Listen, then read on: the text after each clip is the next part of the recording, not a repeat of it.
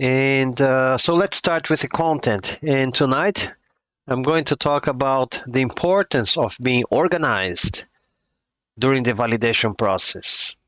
And why I'm telling that? Well, last week we spoke about mindfulness in the validation process, and tonight we're going to talk about being organized in the validation process. How important is to be organized when you are validating your engineering qualification here in Australia?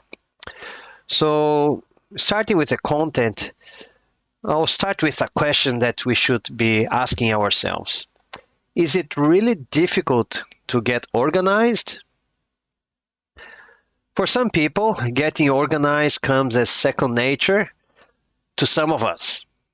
Unfortunately, not for me. While others may choose to procrastinate on any spring cleaning or organizational tasks. And then for those people, that is not really second nature. Just the thought of cleaning up or doing the validation process can be daunting because you know that you need to organize many things. So whether or not keeping organized is one of your strengths, unfortunately it's not my strength, being organized is a habit everyone should get into. So, and in the validation process is not different. I keep saying that the validation process is a simple process. It has just 6 steps, but each step will have and require lots of activities, lots of tasks, and a lot of things for you to do. So if you don't get organized, the process of your validation is going to be more difficult. It's going to be very messy, and perhaps the end result may not be the one that you are aiming for because you were not organized. And during the workshop that finished last month, I think I mentioned to you guys that the success of the validation process is about 80% organization and thinking, and just 20% writing. So again, we can see the importance of being organized. So, and if you're looking for some guidance, I'm going to explain to you some of the benefits of keeping yourself organized during the validation process.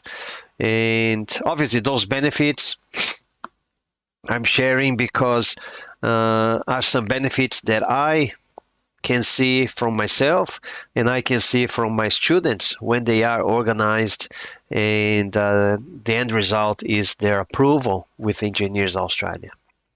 So some of the benefits, sorry guys, I went to the beach today and I think I had too much sun and I had a shower and got my nose a little bit blocked.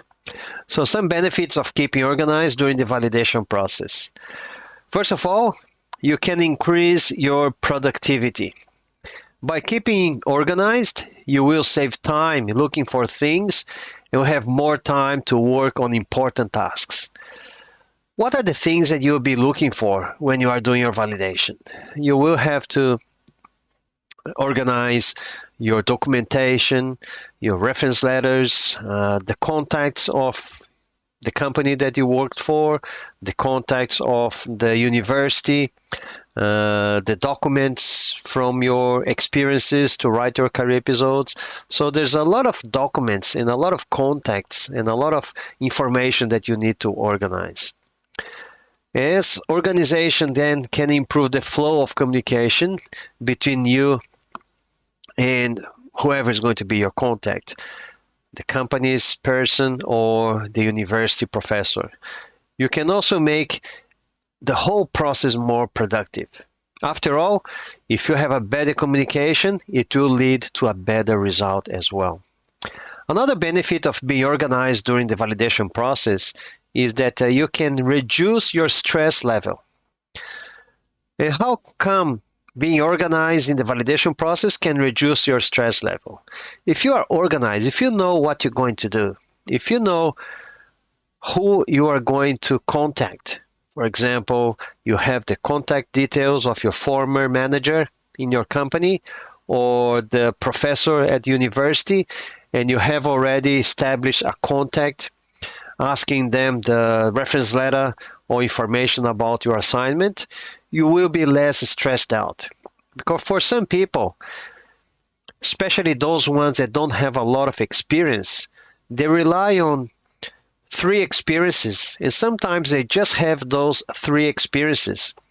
And if they cannot get in touch with the former manager or the professor, they'll get stressed out because they don't have any other option. But if you get organized and then you can follow up with those contacts, your stress levels will be much lower. Another benefit, it can be that you can be on time consistently. We'll see a little bit further that one of the tools is to have an action plan. And action plans, usually they have tasks, they have deadlines, they have people that you got to do, and they have obviously how you're going to do it. And having deadlines in all of those tasks, if you are organized, it means that you have the task and then you can fulfill the task in that timeline. So you can be on time consistently. So how do you do this? You can set up calendar reminders. You can review the progress of the tasks to make sure that you are going to meet the deadline, and follow up activities, especially if activities are with somebody else. Let's say the company that you're asking for a reference letter, you can follow up with them just to make sure that they didn't forget or they are going to send you the reference letter in a timely manner.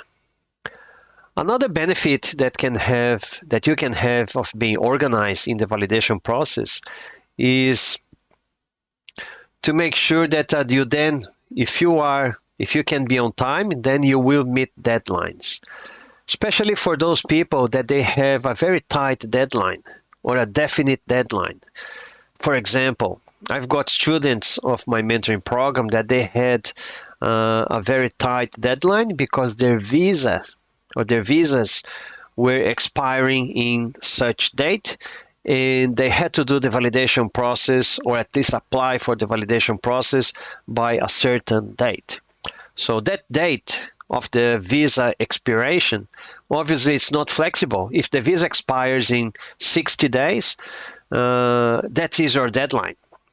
And if you are organized, your chances of achieving that deadline is going to be much, much bigger. So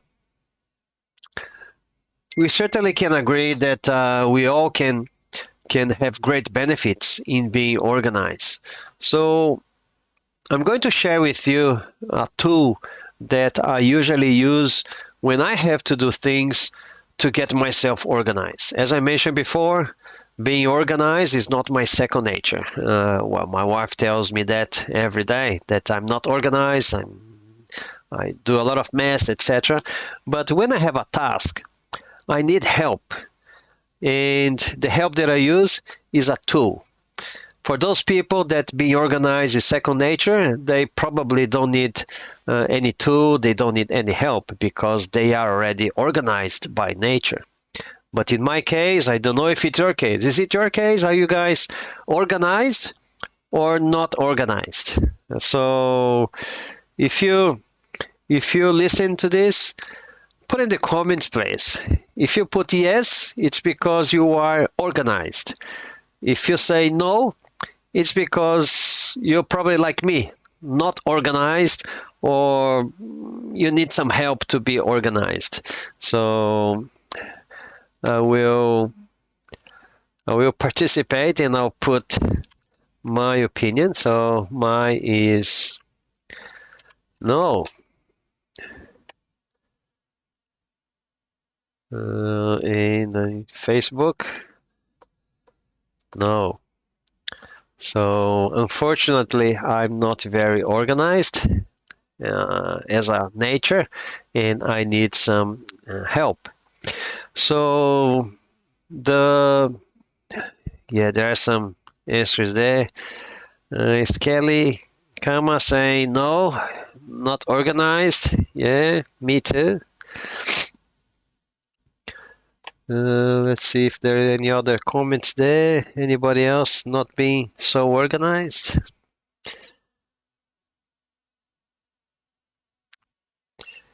So, a tool that I would like to share with you to help your organization. It's a tool that was created by Dr. Ishikawa in Japan in the 1960s. As you know, from after the war in 1950s, Japan started to invest a lot of time, effort, and money in the quality system. And Dr. Ishikawa, apart from many other things, Ishikawa diagram, which is fishbone, he also created this 5W2Hs, which is a planning tool, action plan tool that very simple to use, and you can use to put your tasks according to the validation process. So when you talk about 5Ws and 2Hs, obviously the 5Ws, they stand for 5 words that start with W. What, why, when, where, and who. The 2Hs is the how and how much. So in terms of what, this question requires the complete description of the task or the problem and what needs to be done. It helps to analyze the entire situation, leading to an accurate picture of the problem in hand or the task that you need to do. For example, the task can be to draft or to request a reference letter from my former employer when I worked as a civil engineer between this date and month and year until this date and month and year, and that could be your task. So that is the what. And why? The why question, it comprises of all the possible reasons to a task, a problem in hand. So why do you need that reference letter? Well, because I'm going to use one of the engineering experience in my career episode. That's why I need that reference letter. And when? The question when, helps to analyze the frequency of the task or problem and assist in the creation of the solution. So when do I need this by in terms of the reference letter? So let's say that you contacted the company already and the company is going to take, let's say, 3 weeks to send you the reference letter. So you put in the when, the date related to 3 weeks from the date that you requested the reference letter. So you know that that's the deadline for that task. You can even follow that up with an email just a little bit earlier.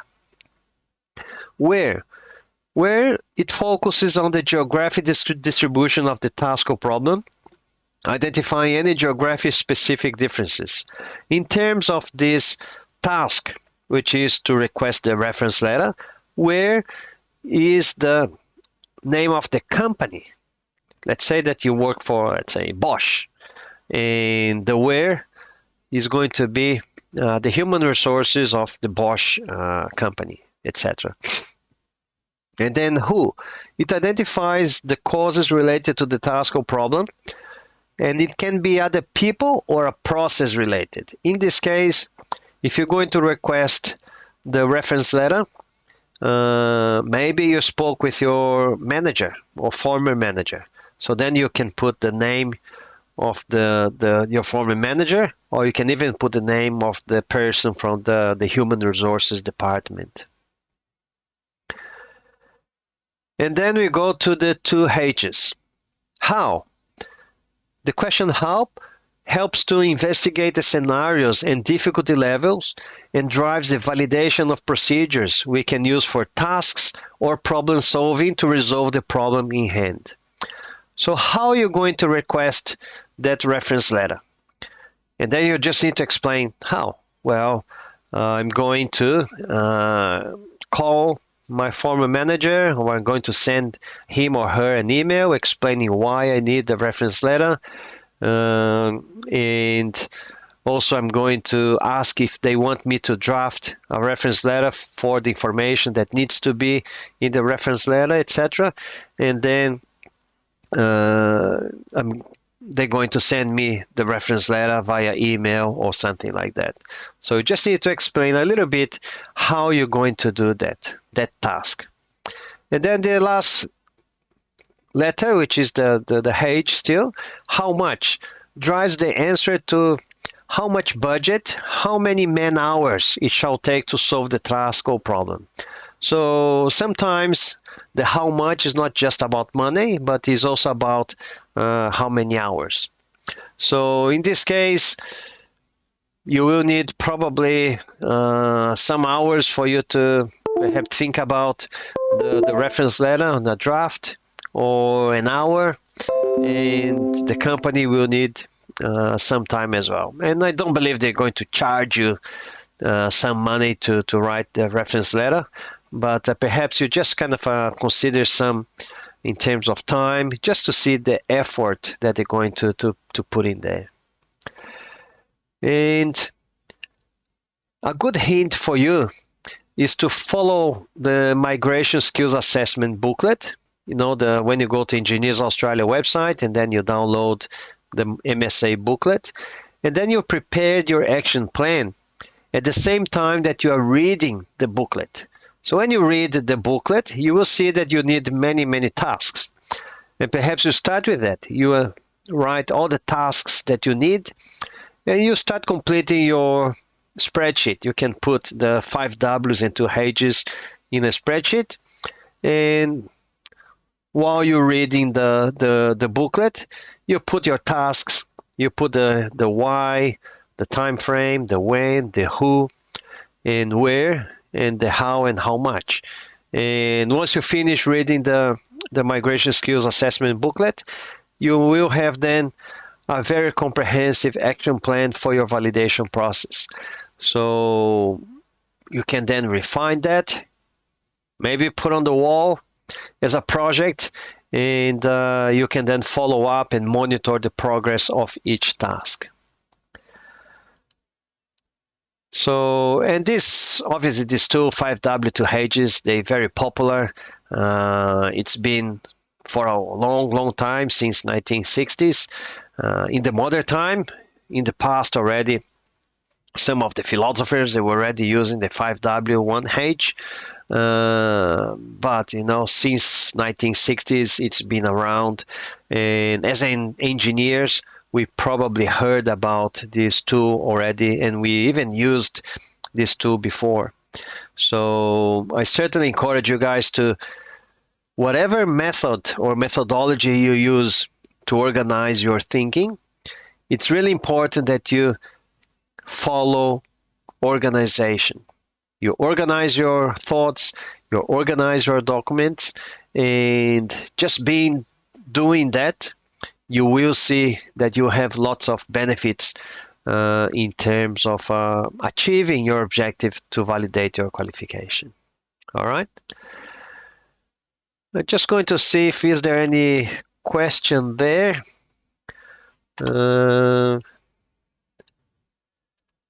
Just checking. Yeah, Lucas saying in YouTube, not organized. Yeah, like me. So we've got something common. A lot of people, we have a lot of things in common, because not very easy to be organized.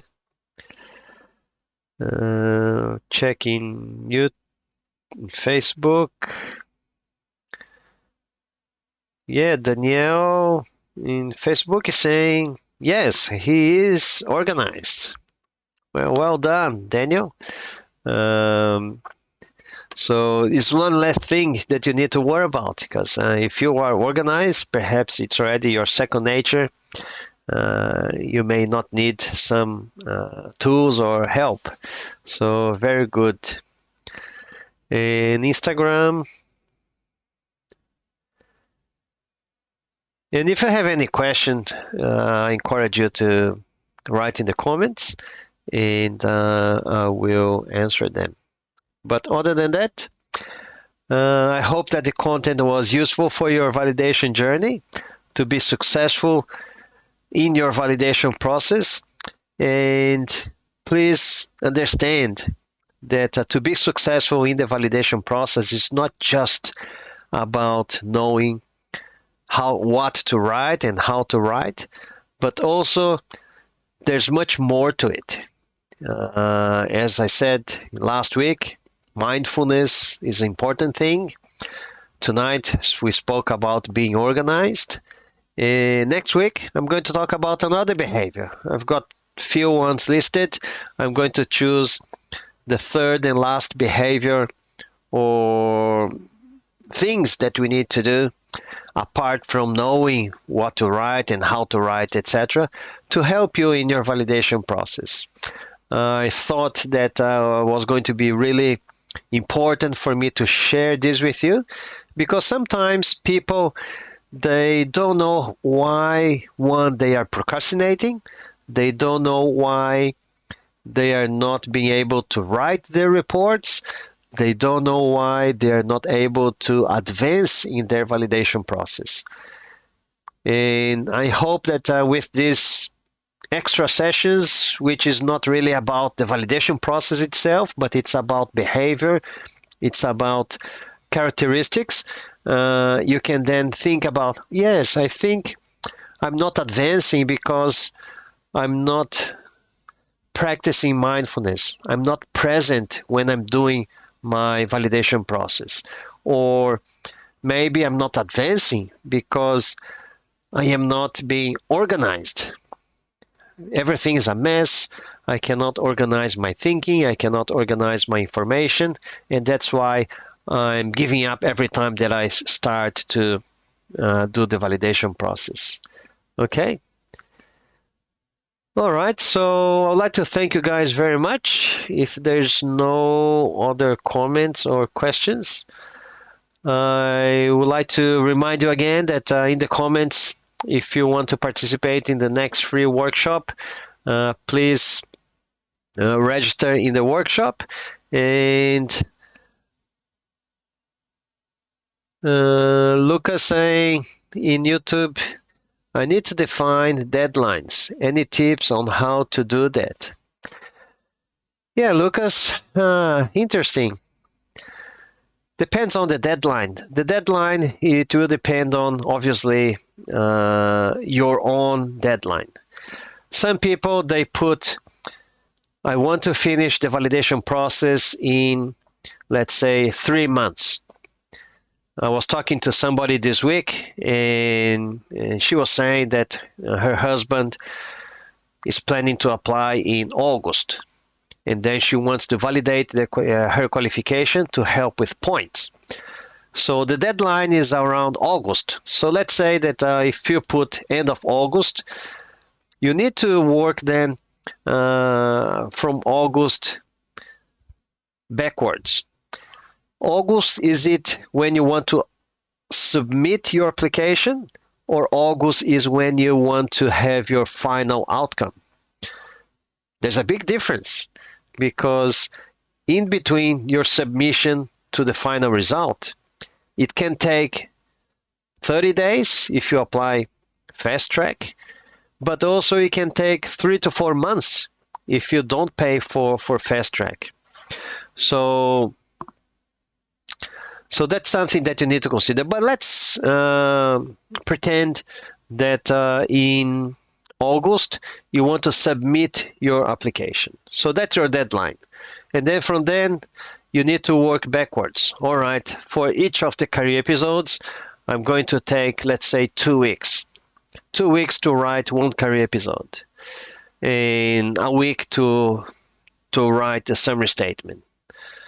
The summary statement you can just finish after you write your career episodes, of course, because you have to have the content, you have to have your paragraph numbers. So it's a finish to start. If you remember critical path, etc., it's a finish to start relationship. You have to finish your career episodes to start your summary statement.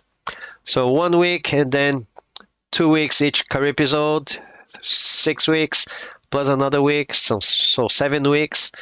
And then your CPD, you can do it in parallel, so it's not a critical path. But then you need to get the deadlines for the reference letter, so how long the company is going to take. So try to work backwards, but it will depend on your personal circumstances. Some people, they have lots of time, so the deadline can be a little bit more flexible. Other people, if their visa is expiring or they are applying for a visa, then the deadline is less flexible. So that's one way to do it. The other one is to just establish there's no really deadline for each of the processes. In terms of writing, is it 1 week, 2 weeks, enough time for you to write? I think it is, even if you're not a very good writer. Especially for you, Lucas, you're my student, and if you follow the methodology, 2 weeks for each career episode will be more than enough, because you have all the tools, the pre-planning, and the career episode planning tools and everything else already done and filled out, organized. So to write is going to be fairly straightforward. So 2 weeks is certainly more than enough time. All right. Okay. So yeah, I would like to thank you guys very much, and thanks for your participation. And I'll see you again next Sunday here on Facebook, Instagram, and YouTube at 8:30 p.m. Brisbane time, talking about the last behavior or characteristics when it comes to the validation process. All right. Thank you, and I'll see you then. Bye-bye.